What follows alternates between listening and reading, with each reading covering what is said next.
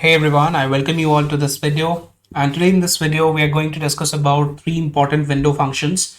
That is the row number function, rank function, and dense rank function. Actually, this is an important interview question, and questions like this can be asked in the interviews. So let's begin, right? So first of all, I will be writing a simple select statement to understand the data that we are going to use. So let's write select star from, and let the name of the table be student details.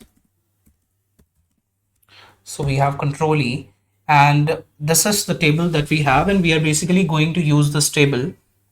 Also, in the output that you can see, let's say I am interested in adding one more column where I want a row number to be assigned to each record based on the marks sorted in the descending order, right? So what I can do is I can simply write select star comma row underscore number, and then we are required to use an over clause. So I can simply write over, and since I want the output to be arranged in the descending order of the marks, and then I want a row number to be assigned accordingly, so I can simply write order by over. Inside the over clause I can write order by marks descending, and then close it, and let's name this particular column that will be created as row num.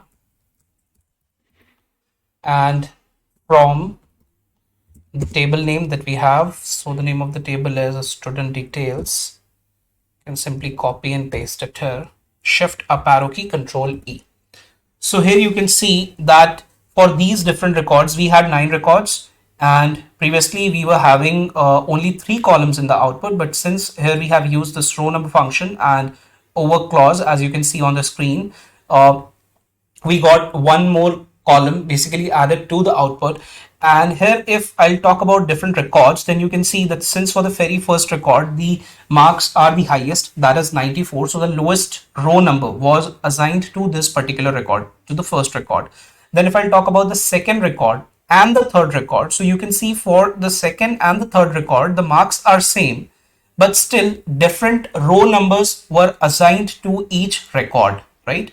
So to each record different row numbers were assigned like this. Now again, if I'll go back to the next highest score, so that is our record number 4, and then row number 4 was assigned similarly, and you can see different row numbers were assigned to different records, as you can see on the screen, right? So this is how row number function works.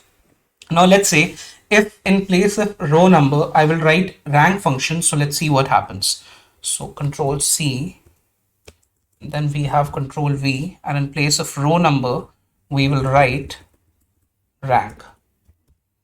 And let's change the name of this column from row number 2. 1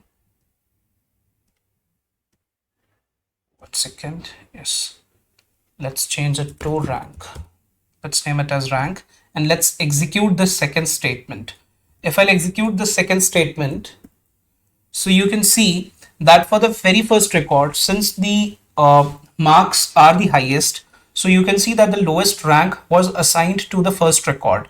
But if I'll talk about the second and the third record, so you can see same rank was assigned to these two records. Why? Because the scores are same, the marks are same for both these records.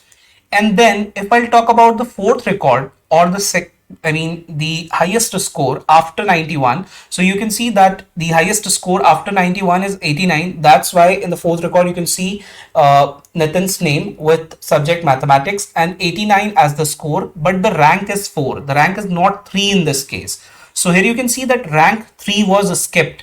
Rank 3 was not assigned to the record number 4. Why? Because here you can see that there are 2 records, that is record number 2 and record number 3, for which since the score is same, so same rank is being assigned to these 2 records, that is record number 2 and record number 3, and that's why to the fourth record rank 4 is being assigned and rank 3 is skipped, right? So this is how the rank function works, right? So it will skip a rank if it finds 2 records with same marks. If in place of rank function, if I'll use dense rank function, so we can simply copy this statement and control V, and in place of rank let's write dense rank, dense underscore rank, and let's name it as dense rank.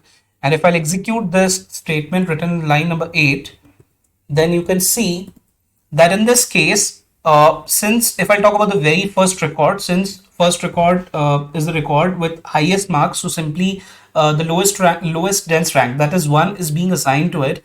If I'll talk about the second and third record, so you can see since the score is same for both the cases, that is record number 2 and record number 3, that's why same rank, that is rank 2, is being assigned to it. But if I'll talk about the fourth record, so here you can see that the highest score after 91 is 89, but here in this case the rank assigned is 3, right? So in case of dense rank function, although record number 2 and record number 3 are having same score, same marks, but still rank number 3 was not skipped.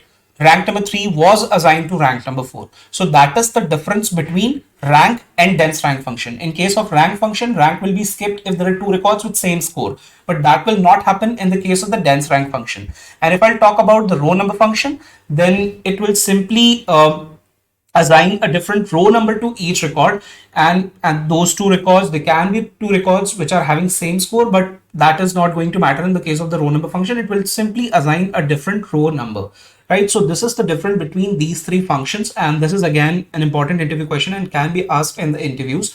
Also here in this case, we have not discussed about the partition by clause, so I'll be coming up with one more video where I'll talk about that particular example as well. And with respect to that example as well, we'll try to understand that how row number, rank, and dense rank functions are different from each other. So I hope this video was helpful. We'll meet in the next session. Till then, thank you. Bye-bye.